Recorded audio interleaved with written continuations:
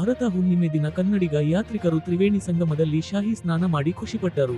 ಅದರಲ್ಲಿಯೂ ಕಲ್ಯಾಣ ಕರ್ನಾಟಕ ಭಾಗದ ಯಾದಗಿರಿ ಜಿಲ್ಲೆಯ ಯಾತ್ರಿಕರು ಪವಿತ್ರ ಪುಣ್ಯ ಸ್ನಾನ ಮಾಡಿದರು. ಯಾದಗಿರಿ ಜಿಲ್ಲೆಯ ಶಹಾಪುರನಿಂದ ಶ್ರೀ ಪತಂಜಲಿ ಯೋಗ ಕೇಂದ್ರದಿಂದ ಆಗಮಿಸಿದ ಯಾತ್ರಿಕರು ಇಂದು ಸಂಜೆ ತ್ರಿವೇಣಿ ಸಂಗಮದಲ್ಲಿ ಶಾಹಿ ಸ್ನಾನ ಮಾಡಿ ತ್ರಿವೇಣಿ ಸಂಗಮ ಕ್ಷೇತ್ರದಲ್ಲಿ ಪೂಜೆ ಸಲ್ಲಿಸಿದರು. ಮಹಾಕುಂಭಮೇಳದಲ್ಲಿ ಕನ್ನಡಿಗರ ಭಜನೆ ಹಾಡು ಭಕ್ತಿಪರ ಕಾಷ್ಠೆ ಮೆಳೈಸಿತು. ಮಹಾಕುಂಭಮೇಳದಲ್ಲಿ ಭಾಗಿಯಾಗಿದ್ದಕ್ಕೆ ಯಾತ್ರಿಕರು ಜೀವನ ಸಾರ್ಥಕವಾಯಿತು ಎಂದರು.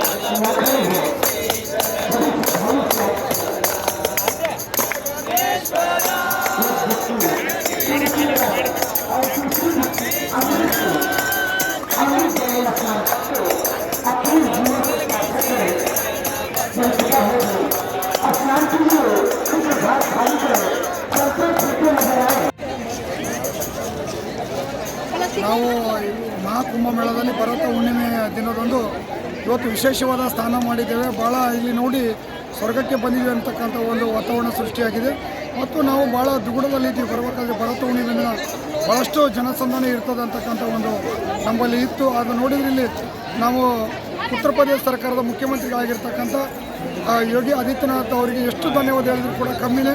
ಇಲ್ಲಿ ಭಾಳ ಅಚ್ಚುಕಟ್ಟಾಗಿ ಇಷ್ಟು ಕೋಟ್ಯಾನುಗಟ್ಟಲೆ ಜನಸಂಖ್ಯೆ ಬಂದರೂ ಕೂಡ ಅವರಿಗೆ ಒಂದೂ ರೀತಿ ಯಾವುದೇ ತೊಂದರೆ ಆಗದ ರೀತಿಯಲ್ಲಿ ಭಾಳ ಸುಂದರವಾಗಿ ವ್ಯವಸ್ಥೆಯನ್ನು ಮಾಡಿದ್ದಾರೆ. ಹಾಗಾಗಿ ನಮ್ಮ ಎಲ್ಲ ಯೋಗಾಲಯದ ಬಂಧುಗಳ ವತಿಯವರಿಗೆ ವಿಶೇಷ ಧನ್ಯವಾದಗಳನ್ನು ಹೇಳಕ್ಕೆ ಬಯಸ್ತೇನೆ.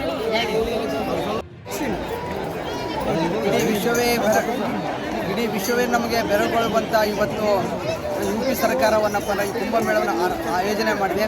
144 ವರ್ಷಕ್ಕೆ ಬರುವಂಥ ಈ ಕುಂಭಮೇಳದಲ್ಲಿ ಈ ರೀತಿಯಾಗಿರುವಂಥ ವ್ಯವಸ್ಥೆ ನೋಡಿದ್ರೆ ಇಡೀ ವಿಶ್ವವೇ ನಮ್ಮನ್ನು ಭಾರತ ಕಡೆ ಕಣ್ತಿರುವಂಥ ವ್ಯವಸ್ಥೆ ಆಗ್ತಿದೆ.